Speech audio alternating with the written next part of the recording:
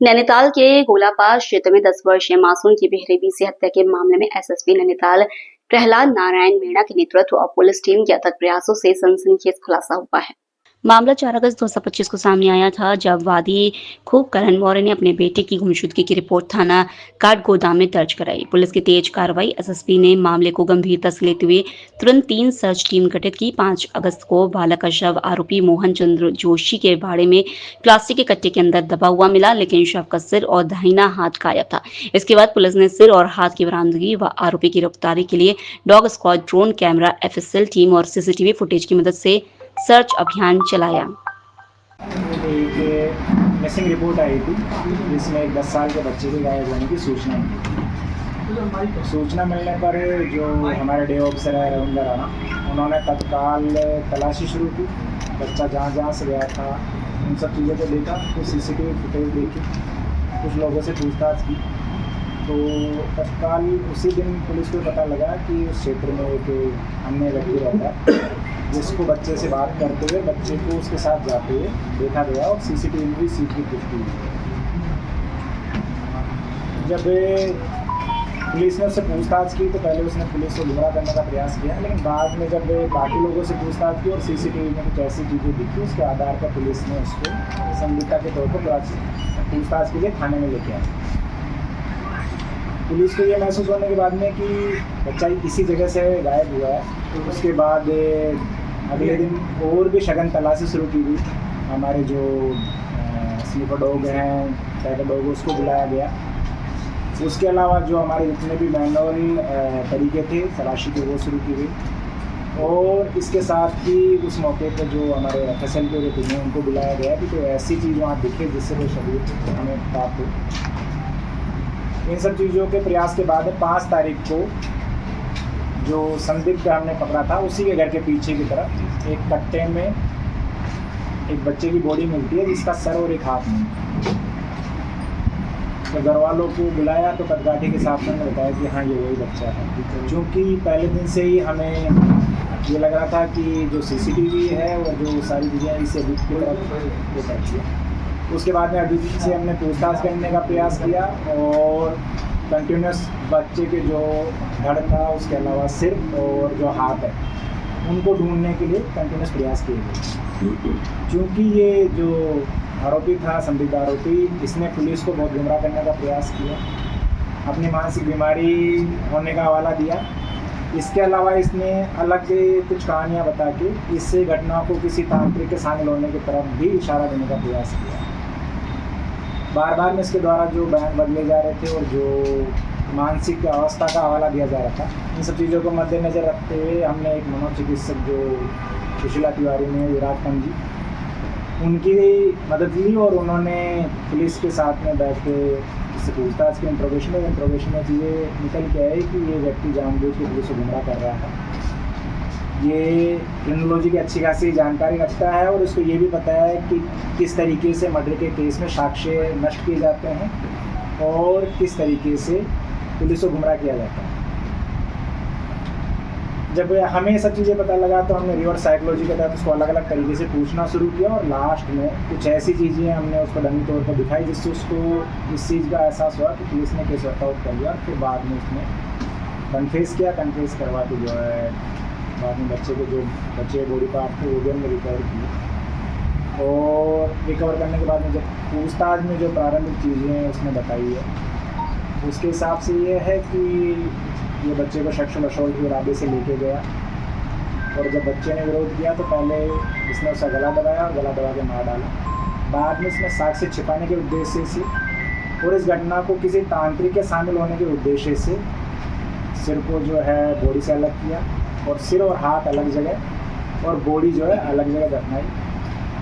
चूँकि ये घटना होने के लगभग 2-2.5 घंटे बाद ही पुलिस उस जगह पहुंच गई थी, गांव वालों ने भी ढूंढना शुरू कर दिया था, इसलिए इसको बॉडी को किसी और जगह ठिकाने लगाने का मौका नहीं मिला।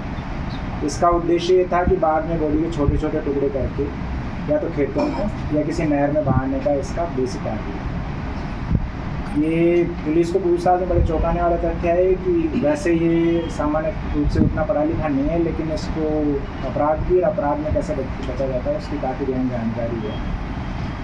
तो इन सब चीज़ों के मद्देनजर उसी तरीके से इसे पूछताछ की गई, मौके साक्ष्य से की गई और पहले दिन से बहुत सारे साक्ष्य इसके खिलाफ मिले, जो कुछ CCTV के हैं, मौके पर कुछ खून के धब्बे हैं और जो हमारा बाद में ट्रैकर डॉग में जिस तरीके से हल्की जो बॉडी मिली, उससे हमें पहले दिन से ये पूरे तरीके से क्लियर था कि मजलिस ने किया है, क्यों किया है, कैसे किया है, बाकी के बॉडी पार्ट कहाँ थे। ये सब चीज़ें करने में पुलिस को 2-3 दिन का वक्त लगा, लेकिन जो हमारे SP क्राइम साहब हैं, हमारे तीनों COs और इसके अलावा 4-5 थानों की टीमें, SOG की टीमें, हमारे FSL की टीमें, इसके साथ साथ में सुशीला तिवारी की जो हमारे राज्य अंतर में धन्यवाद देना चाहता हूँ कि इन लोगों ने कड़ी मेहनत की, सभी ने न केवल लॉ एंड ऑर्डर संभाला, इसके साथ साथ में अपराध का भी अनावरण किया और एक जिस तरीके का एक बहुत घिनौना करते इस मीटिंग के द्वारा किया गया है, उसकी सच्चाई जल्दी लगे में हमारी पुलिस ने उजागर की। इस चीज़ के लिए मेरी तरफ से 2,500 रुपये का और IG कुमार NG की तरफ से 5,000 रुपये का टीम का नाम दिया। देखिए 4 अगस्त को काठगोदाम थाने में एक मिसिंग रिपोर्ट हुई, जिसमें एक 10 वर्ष के बच्चे का गायब होने की सूचना मिली थी। पुलिस ने तत्काल मिसिंग रिपोर्ट रजिस्टर की और इसके साथ ही पुलिस ने अपना तलाशी भी शुरू की। जो उस दिन के CCTV और कुछ लोगों से पूछताछ की गई, उसके आधार पर एक संदिग्ध व्यक्ति से उसका बात करना और उसके साथ में जाना पाया गया था, तो पुलिस ने पूछताछ के लिए उसको बुलाया। उसके बाद में रात्रि में गांव वालों के द्वारा और पुलिस के द्वारा भी सर्च किया गया। अगले दिन सुबह पुलिस को अपने स्निफर डॉग के माध्यम से जो मिसिंग बच्चा था उसकी बॉडी मिलती है, जो हमारा संदिग्ध है उसके घर के पीछे की तरफ, और जब देखा गया तो बॉडी में सिर और एक हाथ नहीं था। उसके बाद उस सारे क्षेत्र में पुलिस के द्वारा बहुत सघन तलाशी की गई, हर जगह देखा गया, CCTV का, इसके साथ साथ ड्रोन का और उसके साथ साथ में हमारे FSL की जो टीम है उनका भी यूज किया गया और पुलिस ने मैनुअली और इक्विपमेंट से हर तरीके से वहाँ जो बचे बॉडी पार्ट थे वो तलाश करने का प्रयास किया। चूँकि पहले दिन से ही एक संदिग्ध जो है उसको पूछताछ के लिए बुलाया जा रहा था, उसके द्वारा अलग अलग पूछताछ में अलग अलग बयान दिए गए और अपने आप को मानसिक रूप से रोगी होना और अपनी मानसिक अवस्था ठीक नहीं होने का पुलिस को गुमराह करने का प्रयास किया।